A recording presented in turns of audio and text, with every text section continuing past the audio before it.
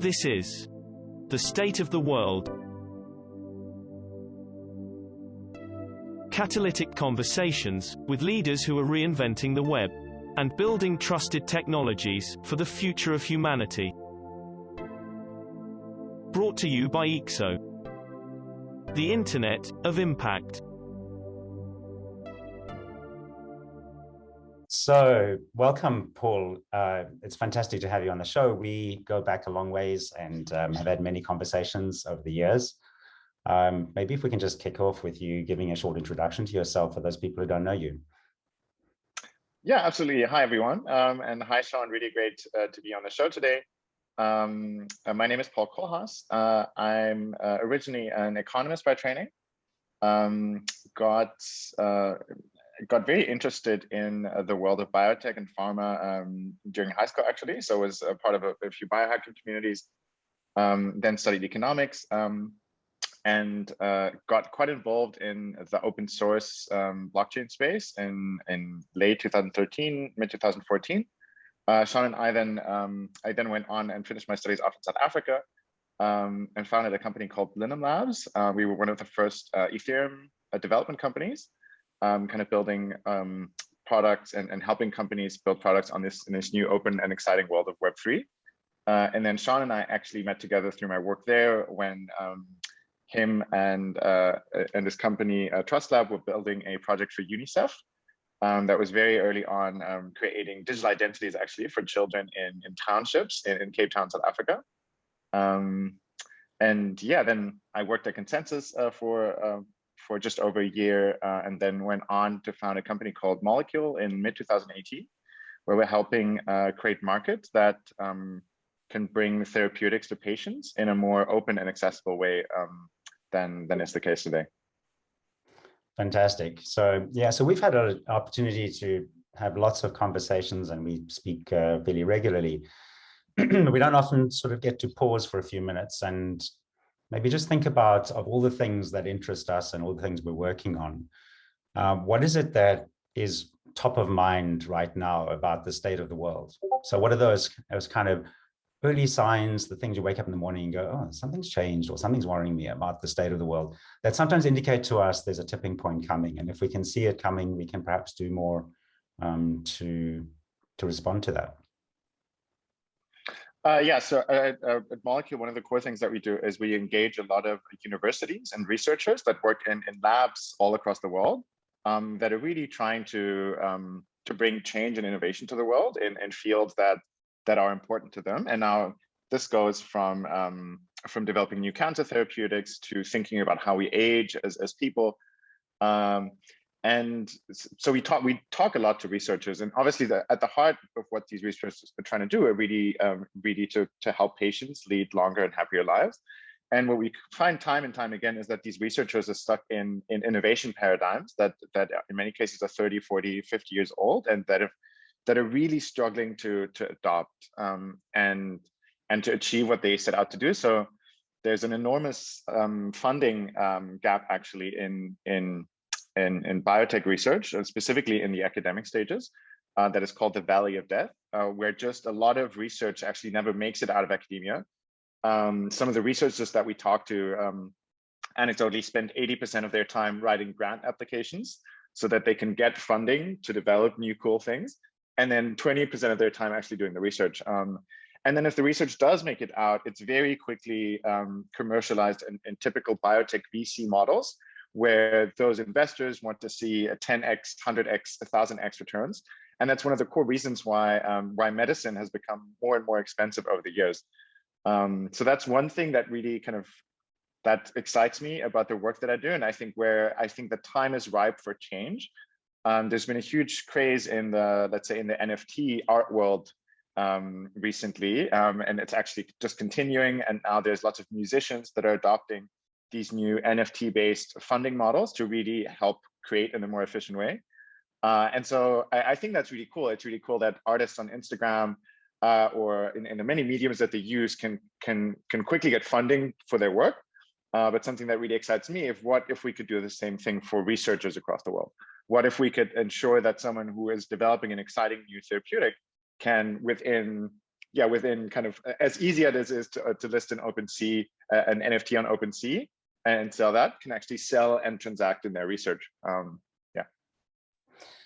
So here we've got a really interesting intersection between different areas of technology innovation. So on the one side, biomedical innovation, on the other side, digital technology innovation. Both of those dear to my heart because I started life as a medical doctor, where we have some projects sort of coming back into that space and in the health side of things. But if we focus on the digital technology side of things and all of the various pieces of the stack and protocols and things that you're working on, obviously it takes these systems to to bring about change. But within that, is there something that specifically you see as a catalytic technology or catalytic idea about a technology? You've spoken about NFTs. Recently, you've launched VitaDao, so a coordination and funding mechanism.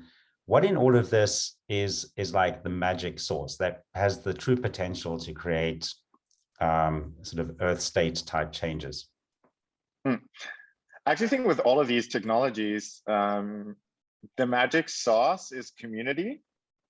Actually, the communities that we've seen become extremely effective at coordinating resources and coordinating these technological pieces, because the technology itself isn't it is catalytic, but it really takes people and the emergence of these large online communities to drive them forward. And I think one of the most, I think actually this may sound benign, but I think over the past years, the adoption of Discord in let's say in the Web3 space has, I think, lead to massive change in terms of how open projects can be and how quickly, and to use your term, how much catalytic change that can quickly provide. So as you mentioned, we recently launched VitaDao, which is essentially a DAO that funds research into human longevity and longevity therapeutics, and it does that essentially by coordinating through its members funding proposals into specific academic research. And we attach that research to non-fungible tokens that are then owned by this collective. And so the interesting thing about this is, yes, so it's a combination of NFT technology and tying intellectual property rights to NFTs so that they can be owned by this collective. Then it's a combination of a DAO that actually can make funding decisions into what research that it wants to fund. But this entire combination of things really lives through the community and through its members. And so I think technology actually that can efficiently direct community interest, that can efficiently gather and kind of govern how the community functions, is one of the most catalytic things that I've seen as of recent. Because ultimately, so an organization like VitaDao only lives through its members that help bring in research, that then decide how the research should be structured, and then that then also work closely with the researcher to ensure that that research can become successful and reach patients. So it actually all boils down to humans and how we coordinate as humans. Yeah, this is a theme that we've been hearing on these podcasts. The sort of next phase of who's going to win in the technology and economic space is those organizations that know how to out-collaborate others through decentralized forms of collaboration and coordination. Whereas in the past era, it was about how efficient you could be, how you could use your time and get people to clock in and clock out and be productive. Now it's really about coordination, and particularly doing that in a decentralized and distributed kind of way. So maybe it'd be interesting to hear your personal reflection about the first DAO that you had experience of, and when you sort of really had this awakening idea that, wow, DAOs could actually make a change. And I know that you were involved in the very first DAO, because so was I. And that was a bit of a learning curve, a bit of an experience. But when did that shift? Yes, as you mentioned, I participated in the DAO. It was a really exciting time. I think this takes us back to like April, May 2016. I think when the DAO launched. And back then, I mean, a lot of people began actually, I think it's due to the DAO that we now have all of this activity with DAOs, even though the first one was a catastrophic failure. But I think that's often the case actually with technologies. I think if you look at the first airplanes that took off, those were rough starts. I think with DAOs we're probably at a similar, if not even larger scale technology than human flight. And it's interesting because DAOs were really then kind of went back into the shadows, and a lot of people started building on them. I think was frowned upon for a long time to even attempt anything in that realm. I think what's changed recently is really that the coordination of, and this comes back to my previous, the coordination of communities has become much more efficient since then. I think back then, and to some extent, even the DAOs that succeeded after them. So if you look at models like the Lao, like Moloch DAO, they were quite closed and tight-knit communities that began coordinating. Whereas now, I think the big change has been that DAOs have really become extremely open. And I think that's maybe something that the first DAO got wrong in that sense, that it was an extremely open structure. And I think that openness ultimately came to its demise. And then we had this longer period where DAOs became these more closed, like club-like entities that also were quite exclusive in some sense. So for example, some investment-like DAOs only allowed participation by accredited investors. Then other DAOs felt more like a tight club. And I think that actually allowed DAO models to become quite successful over the past 2 years. And I think now we're seeing this really big shift into like a next period of open DAOs that also many of which are still finding their feet. And I also think it's become quite blurry in some sense for some projects, like what is a DAO and what is not a DAO. I think many DeFi protocols that started out as like a small set of developers, essentially managing a multi-sig, quickly expanded or adopted DAO-like terminology and DAO-like behavior by kind of creating these open bounty systems that anyone could participate in. And also, again, by creating kind of open communication channels. I mean, this often starts with like just Telegram channels that they're then managed by a group, but quickly goes on over into Discord or Slack, although I think most DAOs use Discord today, that really enable members to quickly come in and participate. So with VitaDao, for example, VitaDao also started out as like a smaller group of collaborators that were really passionate about this idea. And then I remember when we put out a round of kind of, we've done a round of applications for people to openly apply on how to help the DAO and kind of make it succeed. And we received over 150, I think at some point over 200 applications from community members that had already joined and become aware. Quickly onboarded people, and I think today VitaDao, or even I think around the time of its genesis, already consisted of 40 to 50 full-time kind of open source contributors.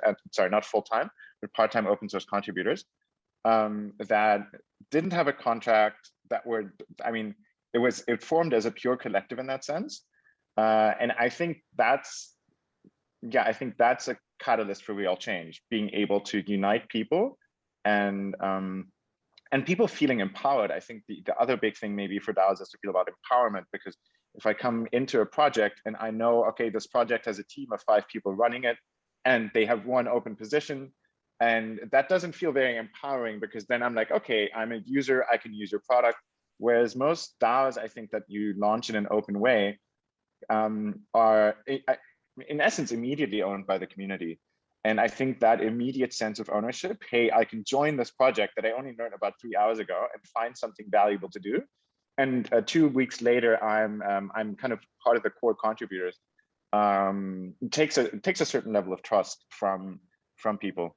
Yeah. Well, I think you've put it really well in terms of summing up what is the really sort of catalytic shift here, and it's really about giving people meaningful and practical ways to get involved and to immediately feel a sense of ownership, a sense of contribution and participation that is recognized, and where they have a stake in what's going on. So that's, I think, really a great way to end our 15 minutes. Great being on the show. Thank you so much.